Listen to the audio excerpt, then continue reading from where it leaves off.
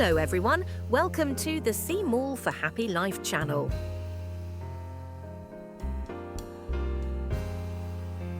Round four-strand braid. The round four-strand braid is often used as the end of friendship bracelets and lace-woven necklaces. It doesn't matter how the four strings are initially arranged. The key to braiding is to divide the strings into two groups, one on the left and one on the right. For easy viewing, I used two purple strings in one group and two pink strings in the other. Start braiding. You can start from either the left or the right. I prefer to start from the right. The first string on the far right goes around the back, passes between the first and second strings on the left, and is pulled to the bottom on the right side.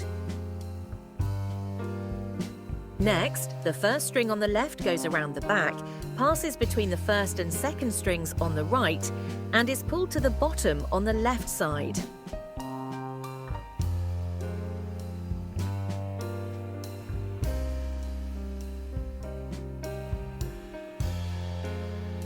Repeat this process. Each time you wind the strings, tighten all four strings.